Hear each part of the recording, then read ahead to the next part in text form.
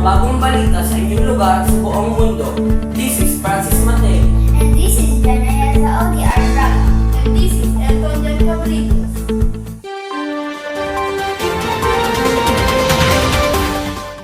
Bagong proyekto sa Quezon City inilunsad layunin para maigsan ang trapiko.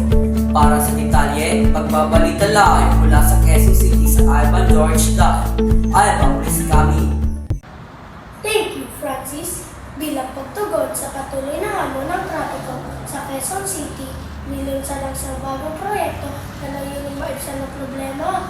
Ang nasabing proyekto ay nagdalayan magtayo ng mga bagong kalsada at tulay upang mapadali ang daloy ng trapiko sa mga pangunahing lugar. Ako, si Ivan George Daep, DZGP News. Back to you, Francis. Thank you, Ivan George. Samantala, ang pagtaas ng presyo ng mga bilihin sa Owas Albay ay nagdudulot ng pag-aalala sa mga residente. Ang balitang yan ay tinutukan ni Yuan Yadel Nepomuceno. Yuan, pasok! Sa Owas Albay, patuloy ang pagtaas ng presyo ng mga pangunahing bilihin na nagdudulot ng pag-aalala sa mga residente. Ayon sa mga mamimili, mabilis ang pagtaas ng presyo ng bigas, gulay at karne na nagpapahiraw sa kanilang pang-araw-araw na gastusin. Manatiling nakaantabay lamang para sa karagdagang detalye. Yuan Yadel Nepomuceno, nagbabalita live mula sa Owas Albay. Malaking sunog sumiklab sa pabrika ng India, tutukan sa pagbabalik ng DZGP News.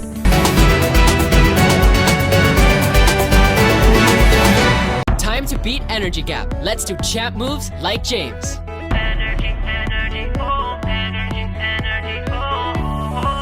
Low energy, matamlay, low focus ka. Baka energy gap yan. 4 out of 5 kids have it. Start your day the champion way. Beat energy gap. Beat energy gap. Break Milo every day. Milo every day. In the meantime, let's turn our attention to international news.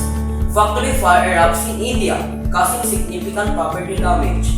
Princess Faith Balingbing will be reporting live from City of India. Princess, please come in. A devastating fire erupted in a factory in the city of India, resulting to significant property damage. According to authorities, the fire started late at night while workers were at home.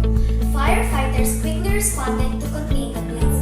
Fortunately, no injuries were reported, but the factory sustained extensive damage.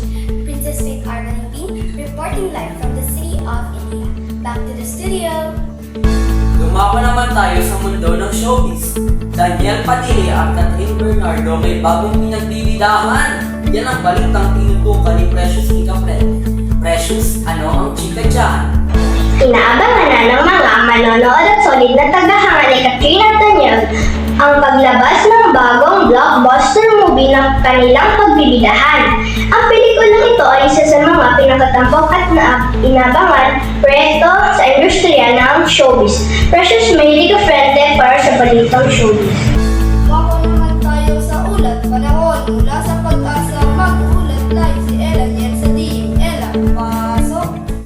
Pag-asa, mahilig na panahon ang mararanasan ngayon sa maraming bahagi ng bansa dahil sa affected of high pressure area. Asahan ang mataas na temperatura at maaari magdulot dito ng init sa mga susunod na araw. Manatiling nakatutok sa aming himpilan para sa iba pang updates. Ella Niel sa team para sa ulat panahon. And that's the latest news from local, international, and showbiz. Thank you for tuning in. I'm Francis Mateo. And I'm Janaya Saudi Arab. And I'm Elton John Cabritos. Yan po ang mga balita aming tinutukan.